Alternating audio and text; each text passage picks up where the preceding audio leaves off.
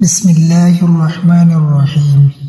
পরম করুণাময় আল্লাহর নামে শুরু করছি, যিনি অত্যন্ত দয়ালু এবং অসীম রহমকারী। দুনিয়ার ইতিহাসে এমন অনেক মানুষ এবং বাদশা এসেছেন যাদের কাছে এত সম্পদ ছিল যে কেউ তার কল্পনাও করতে পারে না। কিন্তু আজকের এই ভিডিওতে আমরা আপনাদের এমন এক ব্যক্তির কথা বলবো, যিনি ছিলেন দুনিয়ার সবচেয়ে অনন্য এবং ধনী ব্যক্তি, যার সম্পদের সাথে আজ পর্যন্ত কেউ পাল্লা দিতে পারেনি। প্রিয় বন্ধুরা, কুরআনে পাকে কারুন নামে এক ব্যক্তির কথা উল্লেখ পাওয়া যায়, যাকে আল্লাহ তাআলা অপার সম্পদ এবং অসংখ্য ধনভাণ্ডার দিয়ে সম্মানিত করেছিলেন।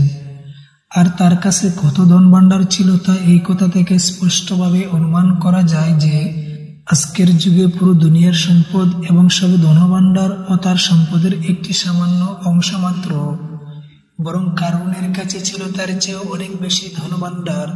প্রিয় বন্ধুরা, আজকের এই ভিডিওতে আমরা আপনাদের বলবো কারুন কে ছিল, আর এত ধনভাণ্ডার কোথা থেকে এসেছিল, এবং যখন আল্লাহ তাআলা তার শাস্তি দিয়েছিলেন তখন কি ঘটেছিল। প্রিয় বন্ধুরা, তাই এই ঈমান জাগানো এবং এই শিক্ষণীয় ঘটনাটি শোনার জন্য আমরা আপনাদের অনুরোধ করছি যে এই ভিডিওটি শেষ পর্যন্ত অবশ্যই দেখুন। প্রিয় বন্ধুরা, কারণ ছিল হযরত মুসা আলাইহিস সালামের চাচাতো ভাই। তিনি রূপ ও সৌন্দর্যে অতুলনীয় ছিলেন। আল্লাহ তাআলা তাকে অসাধারণ সৌন্দর্য দান করেছিলেন। এছাড়া হযরত মুসা আলাইহিস সালামের সান্নিধ্যে থাকার কারণে তিনি তাওরাতের একজন বড় আলিমও ছিলেন। তার মধ্যে আরেকটি গুণ ছিল যে তিনি খুবই দয়ালু এবং মিশুক ব্যক্তি ছিলেন। প্রিয় বন্ধুরা, যেমন অনেক মানুষ সম্পদ আসার পর একেবারে বদলে যায়, ঠিক তেমনি কারুনেরও অপার সম্পদের পর একেবারে বদলে গিয়েছিল। সে আল্লাহ তাআলার প্রিয় নবী হযরত মুসা আলাইহিস সালামের কট্টর শত্রু হয়ে গিয়েছিল। প্রিয় বন্ধুরা, তার কাছে এত ধনভাণ্ডার ছিল এবং আল্লাহ তাআলা তাকে এত সম্পদ দিয়ে সম্মানিত করেছিলেন যে 70টি উট শুধু তার ধনভাণ্ডারের চাবি বহন করত। প্রিয় বন্ধুরা, একবার ভেবে দেখুন, যার ধনভাণ্ডারের চাবি 70টি উট বহন করত, তার ধনভাণ্ডার কত বিশাল এবং কত বিস্তৃত হতে পারে। এবার আসা যাক কারুন কিভাবে এত সম্পদের মালিক হয়েছিল। একটি রেওয়ায়েত অনুসারে কারুন সোনা তৈরি করে দুনিয়ার সবচেয়ে ধনী ব্যক্তি হয়ে গিয়েছিল। আর একটি রেওয়ায়েত অনুসারে কারুন মানুষদের সুদে টাকা ধার দিত এবং তার বিনিময়ে দ্বিগুণ অর্থ আদায় করত। এভাবে ধীরে ধীরে তিনি মিশরের ইতিহাসে সবচেয়ে ধনী ব্যক্তি হয়ে ওঠেন। ইতিমধ্যে যখন আল্লাহ তাআলা হযরত মুসা আলাইহিস সালামের প্রতি যাকাতের হুকুম নাজিল করলেন, তখন হযরত মুসা আলাইহিস সালাম কারুনের কাছে এই বিষয়ে প্রতিশ্রুতি নিয়েছিল যে তিনি তার সম্পদের যাকাত দেবেন। কিন্তু যখন তার সম্পদের 1000 ভাগের 1 ভাগ হিসাব করা হলো, তখন তা তার সম্পদের একটি বিশাল অংশ হয়ে গেল। এটা দেখে কারুনের উপর লোভ এবং কৃপণতার ভূত চেপে গেল। সে আল্লাহ তাআলার হুকুম মানতে অস্বীকার করল। শুধু তাই নয়, সে নিজে যাকাত দিতে অস্বীকার করার পাশাপাশি বনী ইসরাইলের মানুষদের বিভ্রান্ত করতে লাগলো এবং হযরত মুসা আলাইহিস সালামের বিরুদ্ধে উস্কানি দিতে শুরু করলো। তিনি বনী ইসরাইলের লোকদের বলতে লাগলেন যে হযরত মুসা আলাইহিস সালাম যাকাতের নামে তোমাদের ধন সম্পদ দখল করতে চান এবং তোমাদের সম্পদ হাতিয়ে নিতে চান।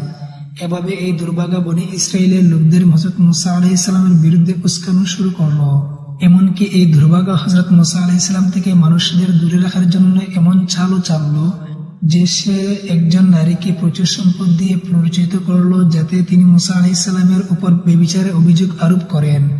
এর ফলে মানুষ যেন মহান আল্লাহর নবী হযরত মুসা আলাইহিস সালাম থেকে দূরে সরে যায় এবং তার প্রতি ঘৃণা পোষণ করে। একদিন এমন ঘটল যে হযরত মুসা আলাইহিস সালাম একটি স্থানে দাঁড়িয়ে খুতবা দিচ্ছিলেন।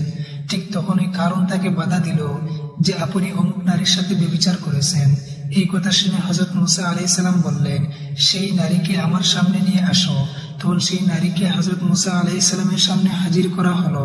হযরত মুসা আলাইহিস সালাম সেই নারীকে বললেন, হে নারী, তাকে কসম দিয়ে বলছি, যিনি বনী ইসরাইলকে ফিরআউনের হাত থেকে মুক্তি দিয়েছেন, সমুদ্র বনী ইসরাইলের জন্য 2টি পথ সৃষ্টি করেছেন এবং বনী ইসরাইলকে ফিরআউনের অত্যাচার ও নির্যাতন থেকে মুক্তি দিয়েছেন, তুমি সত্যি সত্যি বলো, ঘটনা কি? হযরত মুসা আলাইহিস সালামের এই কথা শুনে সেই নারী তার মহিমার কারণে কাঁপতে লাগলো। সে ভরা মজলিসে কারুনের দিকে তাকিয়ে বলতে লাগলো, হে আল্লাহ তাআলার নবী, কারুন আমাকে প্রচুর সম্পদ দিয়ে এই কথায় রাজি করিয়েছে যে আমি আপনার উপর ব্যভিচারের অপবাদ দেব। এই কথা শুনে হযরত মুসা আলাইহিস সালামের চোখে পানি চলে এলো। তিনি আল্লাহ তাআলার দরবারে শুকরিয়া সিজদায় পড়ে গেলেন এবং আল্লাহ তাআলার দরবারে এই দোয়া করতে লাগলেন, হে বিশ্বজগতের প্রভু, কারুনকে তার শাস্তি দাও। কারণ বরামদিসে ঘোষণা করল যে বনি ইসরায়েলের মধ্যে যারা তার সাথী তারা আমার সাথে যোগ দিক। তখন দুজন ব্যক্তি ছাড়া বাকি সবাই হযরত মুসা আলাইহিস সালামের সাথে যোগ দিল। শুধু দুজন ব্যক্তি কারুনের সাথে রইল। তখন হযরত মুসা আলাইহিস সালাম জমিনের উদ্দেশ্যে হুকুম করলেন, হে জমিন, তুই এই দুর্ভাগাদের ধরে নে। তখন আল্লাহ তাআলার হুকুমে জমিন কারুনকে গ্রাস করল। হযরত মুসা আলাইহিস সালাম আবার জমিনকে একই হুকুম দিলেন। তখন কারুন কোমর পর্যন্ত জমিনের ভেতরে ডুবে গেল। এই দৃশ্য দেখে কারুন হযরত মুসা আলাইহিস সালামের সামনে কাঁদতে লাগলো এবং তাদের আত্মীয়তার দোহাই দিয়ে ক্ষমা চাইতে লাগলো। কিন্তু হযরত মুসা আলাইহিস সালাম কারুনের প্রতি কোনো দয়া দেখালেন না। অবশেষে আল্লাহ তাআলা কারুনকে শাস্তি দিলেন। সেই দুজন ব্যক্তি যারা কারুনের সাথে ছিল তারাও শাস্তি থেকে রক্ষা পেল না। হযরত মুসা আলাইহিস সালাম আল্লাহ তাআলার দরবারে আবার দোয়া করলেন এবং বললেন, হে বিশ্বজগতের প্রভু, কারুনকে গ্রাস করা হোক। আল্লাহ তাআলা হযরত মুসা আলাইহিস সালামের এই দোয়াও কবুল করলেন। কারুনের বাড়ি এবং তার সমস্ত ধনভাণ্ডার জমিনের ভিতরে গ্রাস করা হলো। এভাবে কারুনের শাস্তি হলো। আল্লাহ তাআলা কোরআনে পাকে এই ঘটনার প্রতি ইঙ্গিত করে বলেন, যারা তাদের সম্পদের কৃপণতা করে যা আল্লাহ তাআলা তাদেরকে তার অনুগ্রহে দিয়েছেন, তারা কখনো তা নিজেদের জন্য ভালো মনে করবে না, বরং তা তাদের জন্য ক্ষতিকর। শীঘ্রই সে বিষয়ে তারা কৃপণতা করত, তা কিয়ামতের দিন তাদের গলায় তক হয়ে যাবে। একমাত্র আল্লাহ তাআলাই জমিন ও আসমানের ধনভাণ্ডারের উত্তরাধিকারী এবং আল্লাহ তাআলা সব বিষয়ে সম্পূর্ণ অবগত। প্রিয় বন্ধুরা, এভাবে সেই কারুন যাকে আল্লাহ তাআলা ঈমানের নিয়ামত এবং ধনভাণ্ডার দিয়ে সম্মানিত করেছিলেন, কিন্তু সম্পদের অহংকার এবং দাম্ভিকতায় পড়ে তিনি আল্লাহ তাআলার অবাধ্য হয়ে গিয়েছিলেন। প্রিয় বন্ধুরা, এই শিক্ষণীয় ঘটনা আমাদের জন্য একটি বড় পাঠ।